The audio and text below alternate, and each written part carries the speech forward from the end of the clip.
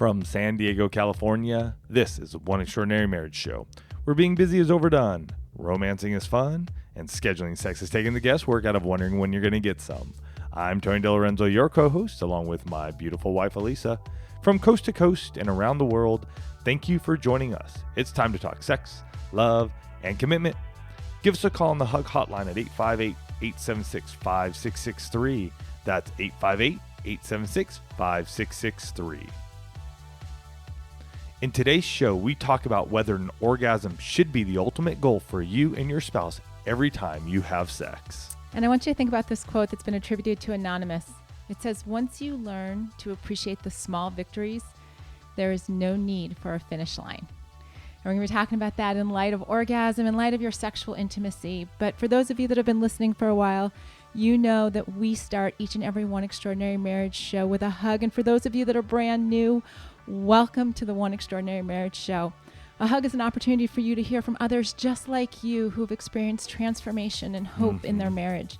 And this week's hug is sponsored by RX Bar Kids, and you can check them out at rxbar.com/one.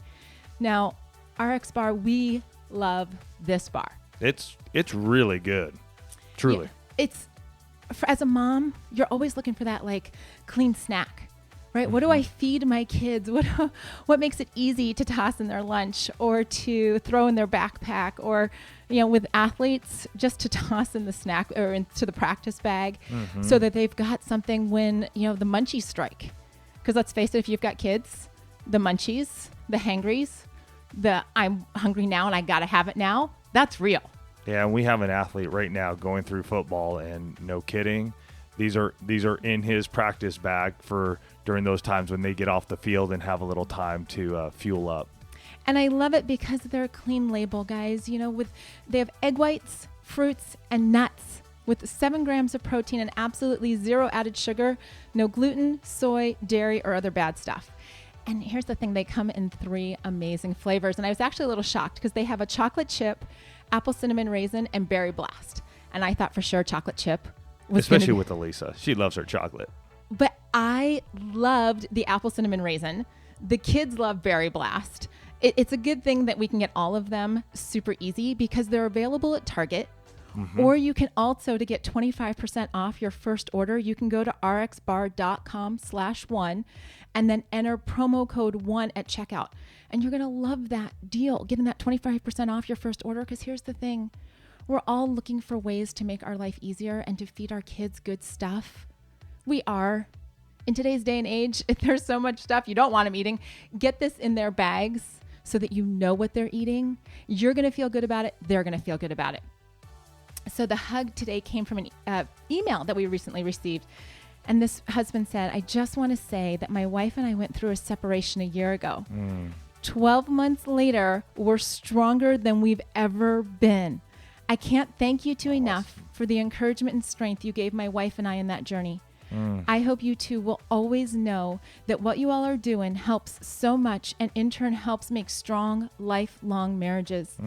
We hope you all stay blessed and also enjoy the bond between you two as much as I do with my wife. Amen. I love those ones. I love it when we get to hear from folks who have been through the trenches. Yeah, exactly. They've gone through that tough time. There's just that sense of, it doesn't have to be the end of the story. Nope. Right? And so 12 months later. It's part later, of the story. It's part of the story. It's part of the story. And, as we're talking about this topic today, which, as Tony said at the opening, we're talking about whether or not orgasm should be the ultimate goal every time the two of you have sex. And there's that word, orgasm, the big O, climax. It's a loaded word. It totally is. And I think we've seen... when I think about this, I always think of Harry Met Sally. Oh, sure. The scene in Harry Met Sally. And if you haven't seen the orgasm scene in When Harry Met Sally, just Google it. It'll come up on a YouTube video. Yep. But it's this topic that carries so much weight in your sexual intimacy for both the man and the woman. This isn't just like, well, it's all about him or all about her. There's so much wrapped up in this word. And with what we do here at One Extraordinary Marriage, we hear from so many people whose sexual intimacy is all hinging on this one word. Right? Did you or didn't you? Did you or didn't you? husbands who write in or share with us that they're frustrated because their wives, they don't know how to get their wife to orgasm. Mm-hmm. They don't know if she's capable of orgasm, and they don't know if she's faking orgasm. Mm-hmm. Right? Okay, so he's got all of this stuff going through her head, and women, wives who are, dealing with the fact that every time they have sex, their husband's asking them, like Tony said, did you or didn't you? Right? Because he can't tell because maybe she's faked it in the past. And women who are frustrated that sometimes they're not able to have orgasm. Or for them, they're kind of like, you know what? Honestly, it's not the goal every time we get naked. Mm-hmm. But there's all of this energy wrapped up in 6 little letters. Guys, ORGASM. 6 letters that are having such an impact on whether or not the two of you get naked. And I'm telling you that it has that impact, because if there's all of this energy wrapped up in will she or won't she? Mm-hmm. Did you or didn't you? There actually starts to become this reluctance on whether or not we should even get naked. Because, it's like I read that quote at the beginning that says, once you learn to appreciate the small victories, there's no need for a finish line.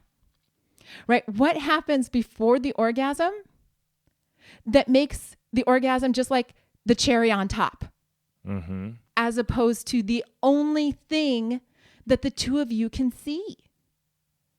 Right? And this is something that we've struggled with. Trust me, I have been asked more times than I care to count, especially in the early years of our marriage, did you or didn't you? Mm-hmm. Did you have an orgasm? And truth be told, there were many times that Tony did not get an honest answer to that. Because there was a lot of stuff going on between the two of us, and I just figured if I said yes, or if I faked it in the moment, I'd get, he would back off. Right. The questioning would stop. The questioning of because I would honestly continue to just hone in on that. Did you? Was it good? How strong was it? Or, how many did you have? Or, and I would just berate her with these questions right after making love. Wrong time to ask all those questions. Because here's why. And I actually had a wife tell me this a few weeks ago. She's like, it was one of our coaching calls. And she said, in all honesty, whether I've had an orgasm or not, she's like, I want to be close to him. Mm-hmm. I just kind of want to bask in the afterglow. And it's not necessarily the afterglow from orgasm. It's the afterglow of being in that intimate connection with my husband. And when I get asked all of those questions, here's what happens. I start thinking, oh my gosh, what happened there? Why is he asking me these questions? Was he not? And all of a sudden, what was this point of intimate connection goes under a microscope, and all of the amazing time that was there literally gets dissected. Mm-hmm. Kind of ruins the moment. And I want to give you guys some numbers, because those questions, they're coming at a cost. They're coming at a cost to your marriage. They're coming at a cost to your connection when you're like, did you or didn't you? How good was it? Was it, on a scale of 1 to 10, right? I've been asked that question. It's happened. And I've asked it. And he's asked it. But let's just talk some real numbers here. There are a number of studies out there. And I would say we did a fair amount of research on looking this up, because we hear, and I think many of us have heard that, oh my goodness, men are always having the orgasm and women are right there. And so we did a number of different searches and looking around to see the studies to really get an idea, what are these numbers? Absolutely. And, when you look at the numbers across all the articles and things like that, it's saying that men are reporting, of course, it's self-reporting. Men are self-reporting orgasm approximately 95% of the time. Mm-hmm. Okay. And women, on the other hand, are self-reporting about 65% of the time. That's a very real orgasm gap. And that orgasm, you can search orgasm gap, you'll find out there's a lot of research on it. It's pretty consistent that there's about a 30% point gap. Now, in terms of the time to get to orgasm, and this is kind of interesting when we start talking about what your sexual intimacy looks like. There was an article on WebMD that says for men, orgasm on average happens after 2 to 10 minutes of sex. But for women, it can take upwards of 20 minutes or more, which I got to tell you guys, It's a real strong argument for foreplay. A very strong point for foreplay. And this is the one that hit me the most when we were looking at some of the real numbers when we're talking about orgasm. Because prior to our 60 Days of Sex challenge, I think we were more in that, hey, orgasm is going to happen in that 2 to 10 minute range, which was more of my range, right? So sex or even foreplay was minimal. Mm-hmm. There was some, but it was minimal. It was enough to say, all right, she's wet, let's go. Where after or during the 60 Days of Sex challenge, we learned, and we've shared multiple times here, and many a times here, that the ability to have foreplay, be it emotional foreplay, speaking, allowing your wife or your husband, either way, to emotionally share what their needs are, what's happening in their life, to get that off their chest so that they can be fully present, and then allowing that foreplay to happen. And so that's a big thing. And for many of us, I think we look at sex of like, let's just get in there, let's get it done, and let's move on. Where we're not taking the time out of our calendars or our schedule to really go, you know what? Our sexual intimacy isn't going to be a wham, bam, thank you, ma'am, and we're done. It really needs to be something that we're going to set aside 30 minutes, 40 minutes.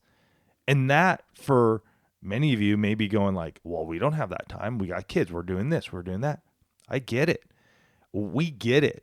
And yet, if you want to experience the pleasure together, that's something that you may really have to look into in your own lives. And I would even go so far as to say, you don't have the time to not make the time. And right? That's the truth because, too. And I'm laughing at, as Tony describes, our sex life in the early years. And he was like, well, I'd wait till she was wet. Half the time it'd be like, where's the lubricant? Yeah. Right. It was such or a even focus, more than that. Such a focus on, let's just get to the point where Tony's having an orgasm. Right. And that was, guys, in all honesty, my mindset, because we didn't have such a strong connection between the two of us, was as soon as he's done, like, I can be over. I have asked him, are you done yet? What can I do to speed this up? Mm-hmm. Total intimacy killer. Totally. Total intimacy killer. Like you want to talk about. It had the opposite effect. Yeah. Now the light is beaming on me and I'm like, oh, forget it. And then, and there have been times, that you say 95% of the time men do have orgasm or report orgasm. I can say there have probably been times in that 5% range where I'm just like, when she would do that to me, that I would just be like, I'm done. And, as we talk about a woman's orgasm, there are so many factors that impact her ability to orgasm. Correct. Right. And we've talked about some of them on the show, but I think it bears repeating that there are various medications. And listen to me, I'm not telling you to get off of your medications without talking to your doctor. Can I be really clear here? Not saying that. Yeah. But there are many medications that will impact a woman's libido. Mm-hmm. So, when we get prescribed medications, we actually need to ask the question, right? What impact is this going to have on me? Not just, like, what are the side effects, but is it going to impact my sex life? Ask the question.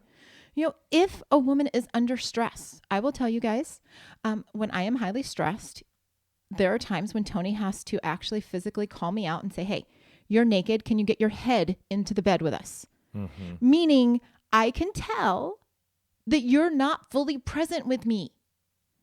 And just as a little side note, it's very hard for a woman to have an orgasm if her mind is not in the game. It just plain and simple.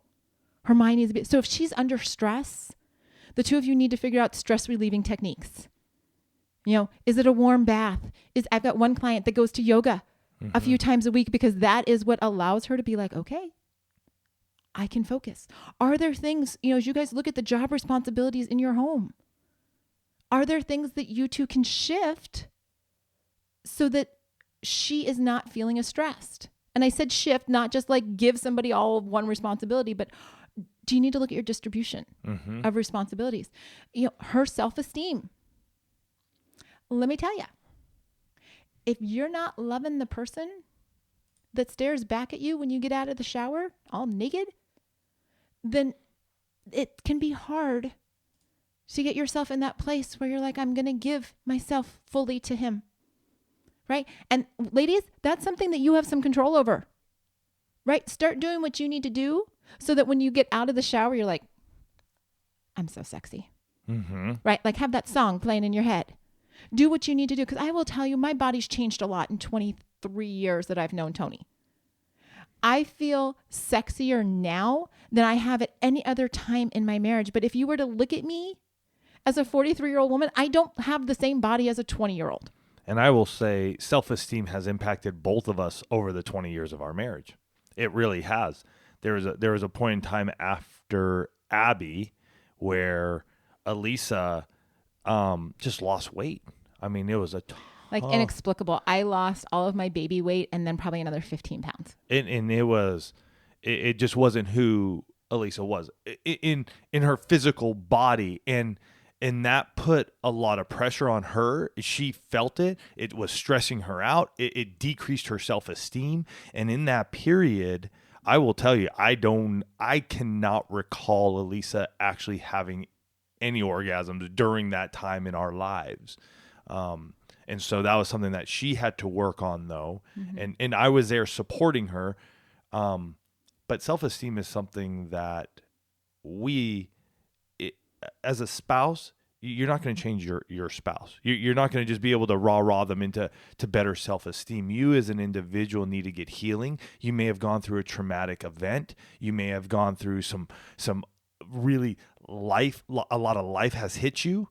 And you're at that place where you just don't have it anymore. So I would say seek out professional help during this time, because trauma is real, and it's that sort of stuff that sort of takes us off the playing field and onto the sidelines. And sometimes we never want to even step back on that playing field. Absolutely. So just know that as a husband, man, you can't rah your wife back to having good self-esteem, man. It can almost drive her away at times too. But as a woman and as a man, whoever you are, wherever you may be, seek out the help to help you get there.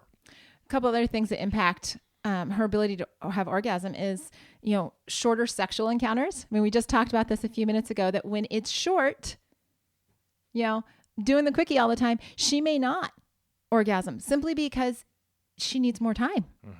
Right? So if you're always having quickies, if it's always just kind of a in, out, done, then her ability to have orgasm is going to be directly impacted by that. Other things, boredom, doing the same thing every time, right? Folks, I get it. Routines are great. They help you get to work on time most days, right? You plan out your meals, you know what you're going to have. Perfect. Routine, boredom in the bedroom. Yeah, that's an intimacy killer. And if it's boredom, if it's that, well, he's going to do this and I'm going to do this, and well, she does this and then I do that. What's there to look forward to? There isn't, right? And so why get mentally in the game? Because you can check out because you already know the drill. It's like going in robot mode. It is. And you know what? We started up Position of the Month Club just for this, to break up the boredom. We have a position paper that we drop every month in there so you can try something new. And we have members in there who are just like, oh my gosh, I never seen this position before. We have marriage inspiration papers in there that you can come in there so that way you can get out of that, even the romance boredom, right? And the foreplay boredom. So we can break that stuff up. So if you're interested in checking that out, go to positionofthemonthclub.com to learn more. And the last one that really impacts, and it probably comes as no surprise, is that relationship satisfaction. What's going on between the two of you? And will she let down her guard? Are you safe enough that it's not just physically naked, it's emotionally naked to have an orgasm? We want to share some mindsets that you can adopt to create transformation in this idea that orgasm maybe isn't the ultimate goal when the two of you have sex. And we want to share some ways that you're going to be able to shrink that orgasm gap. Right. Things that we've done in our own marriage. But I want to make sure that you don't miss out on your opportunity to get 25% off your first order of the RX Bar for kids. So go to rxbar.com/1 and enter promo code 1 at checkout, because your kids are going to love the taste and you're going to love knowing that they are eating clean. So let's look at these mindsets, right? Because all of those things that we talk about that are factors in having orgasm, ultimately it comes down to, what are the two of you thinking as you head into the bedroom or the living room or the, Sunset Beach or wherever you're at, right? And the first one is that your spouse is a gift, their body is a gift, and your time with them is a gift, right? Making your spouse feel cherished is one of the ultimate goals of your sexual intimacy, right? And so, as we're talking about some of those things that are hindrances, right? When she feels cherished, it's not going to be a quickie. When she feels cherished, there's going to be some foreplay that helps her get in the mood and check out of the to-do list, right? Because when it's super quick and she's just like, oh, maybe I'm just a warm body, guess what? She doesn't feel cherished, and it's rare that she's going to have an orgasm. That's just the way it goes. Been there. The second thing is that our world beats up on your spouse the minute they walk out the door, right? There are people, cutting her off in traffic. There are bosses that are demanding things that seem, absolutely ridiculous. There are kids hanging on her all day long and, yelling, Mom, that's not fair, and all this kind of stuff. Your spouse gets beat up every single day. I don't care how confident they are. They may just have a thicker armor, but it still happens. We're all bombarded with it. The time that the two of you have in the bedroom, naked together, it's an opportunity for you to build up and encourage. And, Tony said it a few minutes ago, you can't change your spouse's self-esteem. It's their self-esteem. What you can do is you can create an environment where your spouse feels encouraged. And here's what happens when that happens in the bedroom, right? When she's encouraged to, wear that sexy lingerie. It's like I told somebody the other day, we were talking about underwear of all things. And I said, like once a quarter, maybe every 6 months, Tony and I will do a couples date night to Victoria's Secret. And I just get new underwear. And then we toss out anything that's like, old. Goes back to that show that we did years ago called Holy Underwear, right? We do this together. Why? Because it's a lot of fun for Tony to be with me picking out underwear, and because he knows what he's going to, it's like treats for him. Right. Right. And, it's one of those things where it builds that anticipation. Right. He's encouraging me. He's like, wow, I'm like, I can't wait to see that on you. Right. It's that encouragement and anticipation. And, so you're looking at creating an environment of encouragement. And this again goes into, what? We have a great free resource you can get. Go to oneextraordinarymarriage.com/must-haves. And these are 11 must-have items for your bedroom. And these are just different ways that you can create the environment. Right? Like for us right now, we really love our diffuser. It's great. It's a great way to have, to allow us to be in our bedroom and be in a place where, I don't know, I don't want to say we feel encouraged, but it's like, it's a stress reliever for us. We love the smell of the different oils we can put in there. It allows for heightened sexual intimacy and foreplay. So there are a number of different items that you can use to encourage that. And I noticed in our marriage over time, that has really helped. When it was bare and sparse in our bedroom and we really didn't have anything, like mood lighting, like one of those things on that list is a salt lamp, which creates great mood lighting. When we didn't have any of those, it really felt like the whole experience of our sexual intimacy was just sterile. And I believe that the environment we create, be it with smell or audio or visual, enhances that ability for each of us, and for your wife especially, to be in a place where she can experience an orgasm. Yeah, I'm listening to you again. So many times we've been referring to the early years of our marriage, and actually had a conversation with one listener the other day, and she was sharing how, they listen to the podcast every week, and they've just had this amazing transformation in the few short months that they've been listening to the show. And I looked at her, and I know that she's got a 1-year-old, and I said, oh my gosh, like to see where you are now, how much farther ahead of the game than we were. Like, I can't wait to see what your marriage is going to look like in 10 years. Right? Because it doesn't matter, guys, where you are. And I've got one more mindset piece I want to share with you. It doesn't matter where you are. Start today so that your mindset is, or not your mindset, so that your future is different. Don't keep putting it off. Because when I looked at this wife and I see the transformation that they've had in such a short period of time, that's what we want for each one of you in the one family. And, the last mindset piece that I want to address is the fact that there are distractions everywhere. everywhere. I mean, we talked about it last week, when we talked about what are you looking at, right? Where are all those places that you're putting your eyes? But there's so many ways that the two of you can become disconnected. And so carving out that time in the bedroom where it's the two of you naked and together, that's precious quality time. Connection is one of the ultimate goals of marriage. And so, as we're talking about these three mindsets, we're talking about feelings of connection, encouragement, and being cherished are those ultimate goals in marriage. And when that happens, when those pieces come together, guess what, guys and gals? The relationship satisfaction starts going through the roof. When the relationship satisfaction, like how do I feel about my husband? How do I feel about our marriage? When that starts to go up, the engagement level rises. When the engagement level rises and her mind is fully present with you in sex, guess what she has? What we've been talking about. More orgasms. And we are a testament to this. We have experienced this in our own life. And as we were even talking about this show, we had to go back and we had to look at those days when, you know what? Orgasms were rare and far between. I spent more time in the 30% not having any than in the 65% of the time having some. Right. To today, where we've done our 60 days of sex challenge, many of you we know have done the 7 days of sex challenge, if not more. And some of you have also completed a 60 days of sex challenge. Those of you who've implemented the intimacy lifestyle know this as well as Elisa and I do, that having that set up allows you to try new things, learn about each other, and ultimately have higher satisfaction in your sexual intimacy. And so as we're talking, we're like, oh my gosh, when was the last time you haven't had one? And we're thinking about, and this is both of us, and it's been probably maybe a month or two ago that it hasn't happened, because we are in the place where each of these areas are being met. Mm-hmm. And we just want to share a few ways that we've overcome that orgasm gap over the last 9 years, right? Of the things that we've done that have seen change. More oral sex. Oral sex is a huge, it has a huge ability to stimulate a woman.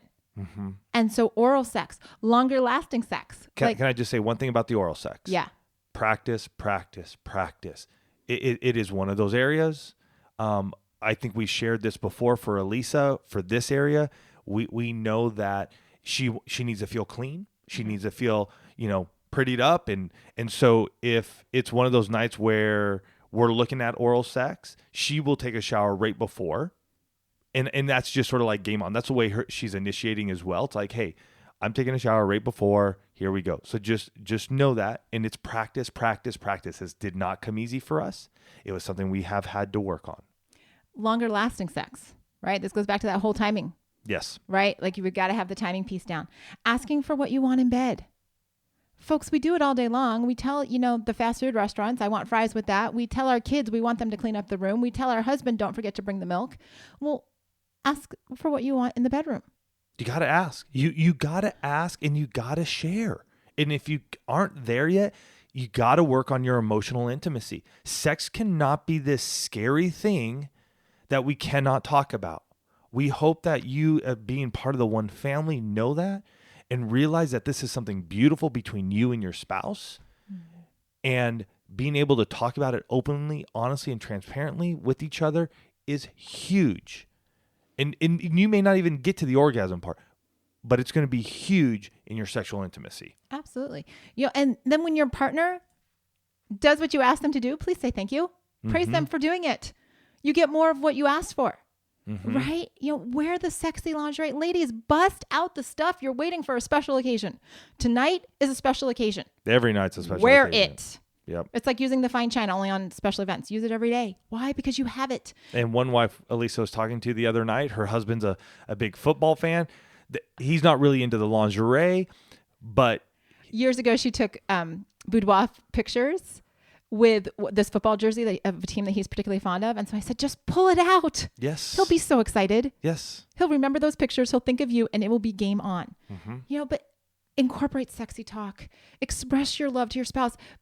Remember, connection encouragement, and feelings of being cherished. Start there and let the orgasm be the cherry on top, not the ultimate goal, not the scorekeeping. Mm-hmm. The strength between your marriage is what you're focusing on.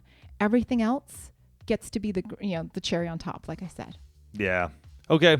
This is a big one, you guys, and we hope that what we brought to you today is something that you can really mull over and really understand, because orgasm is something that all of us want to experience. We want our spouse to experience as well. And yet, if we're not in the place, and if they're not in the place to do that, it gets really difficult for them.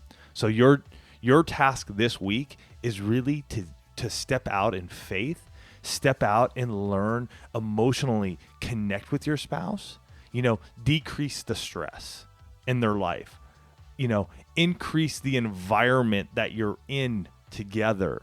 Maybe take on oral sex for the first time or try it again, but come together knowing that you're practicing this together so that way you can have heightened intimacy. Do these things this week. Take it to heart, because we believe that you can experience the orgasm you desire in your bedroom. We love you guys. Have a fantastic week, and we'll catch you next week. Love you guys.